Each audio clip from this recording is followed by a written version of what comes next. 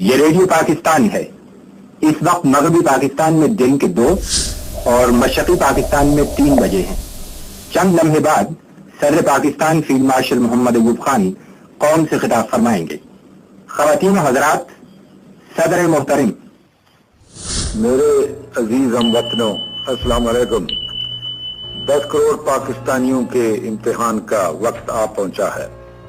آج صبح سویرے ہندوستانی فوج نے پاکستان کے علاقے پر لاہور کی جانب سے حملہ کیا اور بھارتی ہوائی بیڑے نے وزیر آباد اسٹیشن پر ٹھہری ہوئی ایک مسافر گاڑی کو اپنے بزدلانہ حملے کا نشانہ بنایا۔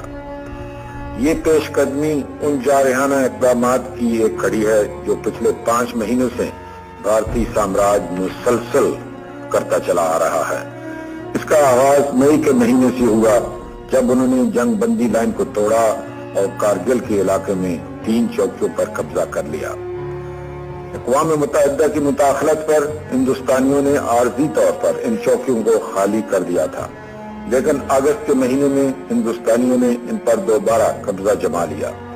ہندوستانیوں نے اپنی جارحانہ سرگرمی کو جاری رکھا اور بڑھتے بڑھتے ٹٹوال کے علاقے میں بھی ہماری چوکیوں پر قبضہ کر لیا اور پوری قوت اور جنگی ساز و سامان کے ساتھ اوڑی اور پنچ کے علاقے کی طرف بڑھ گئے۔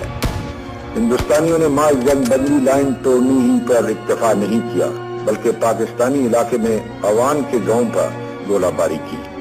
اس قدر اشتعال انگیزی کے باوجود ہم نے جس ضبط و تحمل سے کام لیا اسے ہندوستانیوں نے غلط سمجھا۔ ہندوستانی حملے کو روکنے کے لیے آزاد کشمیر کی افواج کو بمبر کے علاقے کی طرف مجبوراً بڑھنا پڑا۔ ہندوستان نے اپنے ہوائی بیڑے کو بھی اس جنگ میں بے دریغ دھکیل دیا اور اس طرح حالات کو اور زیادہ خطرناک بنا دیا۔ اس وقت تک تمام دنیا پر ظاہر ہو گیا تھا کہ کشمیر میں ہندوستانی جارحیت کا اصل مقصد پاکستان پر حملہ کرنا ہے۔ آج انہوں نے اس کا آخری ثبوت بھی دے دیا ہے اور اپنے ان ناپاک ارادوں کا برہم کھول دیا ہے جو شروع ہی سے پاکستان کے خلاف ان کے دلوں میں پرورش پا رہے تھے۔ بھارتی حکمران شروع سے پاکستان کی وجود سے نفرت کرتے رہے ہیں اور مسلمانوں کی علادہ آزاد مملکت کو انہوں نے کبھی دل سے تسلیم ہی نہیں کیا۔ پچھلے 18 برس سے وہ پاکستان کے خلاف جنگی تیاریاں کرتے رہے ہیں۔ انہوں نے چین کا ہوا محض اس لیے کھڑا کیا کہ وہ مغربی ممالک سے زیادہ افواج فوجی امداد حاصل کرنا چاہتے تھے۔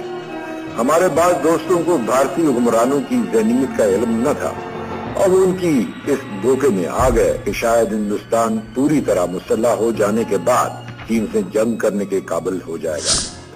ہم شروع ہی سے یہ جان گئے تھے کہ یہ ہتھیار ہمارے خلاف استعمال ہوں گے۔ وقت نے اسے سچ ثابت کر دکھایا ہے۔ اب جبکہ ہندوستانی حکمرانوں نے اپنی روایتی منافقت اور بزدلی سے کام لیتے ہوئے باقاعدہ اعلان جنگ کے لیے بغیر اپنی فوجوں کو پاکستان کی مقدس سرزمین پر حملہ کرنے کا حکم دے دیا ہے، تو ہمارے لیے صرف ایک ہی راستہ رہ گیا ہے، اور وہ یہ کہ ہم ان کے حملے کا ایسا منہ توڑ جواب دیں کہ ہندوستانی حکمرانوں کے ناپاک سامراجی منصوبوں کا خاتمہ ہو جائے۔ ہندوستانیوں نے لاہور کے دلیر اور بہادر لوگوں کو سب سے پہلے للکارا ہے۔ تاریخ میں لاہور کے دلیروں کا نام ہمیشہ زندہ رہے گا کہ انہی کے ہاتھوں دشمن کا ہمیشہ کے لیے خاتمہ بھی ہوا۔ پاکستان کے 10 کروڑ عوام جن کے دل کی دھڑکن میں لا الہ الا اللہ محمد رسول اللہ کی صدا گونج رہی ہے، اس وقت تک چین سے نہیں بیٹھیں گے جب تک دشمن کی توپیں ہمیشہ کے لیے خاموش نہ ہو جائیں۔ ہندوستانی حکمران شاید ابھی نہیں جانتے کہ انہوں نے کس قوم کو للکارا ہے۔ ہمارے دلوں میں ایمان اور یقین محکم ہے اور ہمیں یہ معلوم ہے کہ ہم سچائی کی جنگ لڑ رہے ہیں۔ ہم پورے اتحاد اور عزم کے ساتھ دشمن کا مقابلہ کریں گے۔ اللہ تعالیٰ کا واضح ارشاد ہے کہ فتح ہمیشہ سچ کی ہوتی ہے۔ ملک میں آج ہنگامی صورتحال کا اعلان کر دیا گیا ہے۔ جنگ شروع ہو چکی ہے۔ دشمن کو فنا کرنے کے لیے ہمارے بہادر فوجیوں کی پیش قدمی جاری ہے۔ اللہ تعالیٰ نے پاکستان کی مسلح فوجوں کو اپنے جوہر دکھانے کا موقع عطا کیا ہے۔ ان کا جذبہ فداکاری اور آئینی عزم ہمیشہ ان کے ساتھ رہا ہے۔ ہماری فوجیں دشمن کو ختم کرنے میں انشاءاللہ کامیاب ہوں گی۔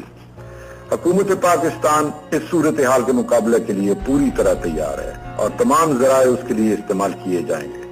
حملہ آور کے مقابلے کی اس جدوجہد میں ہمیں یقیناً ان تمام ممالک کی ہمدردی اور حمایت حاصل ہوگی جو امن اور آزادی پر یقین رکھتے ہیں۔ ہم اقوام متحدہ کی چارٹر کے 7ویں باب کے مطابق اپنی انفرادی اور اجتماعی مدافعت کے حق کو استعمال کر رہے ہیں۔ میرے عزیز ہم وطنوں، اس آزمائش کی گھڑی میں آپ کو مکمل طور پر پرسکون اور متحد رہنا چاہیے۔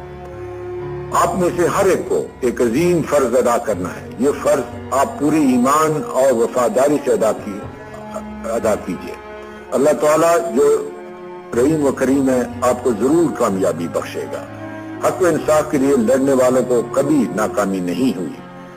جس فتنہ نے ہماری سرحدوں پر سر اٹھایا ہے وہ انشاءاللہ تباہ ہو کر رہے گا۔ میرے ہم وطنوں، آگے بڑھو اور دشمن کا مقابلہ کرو۔ خدا تمہارا حامی و ناصر ہو۔ آمین۔ پاکستان زندہ باد۔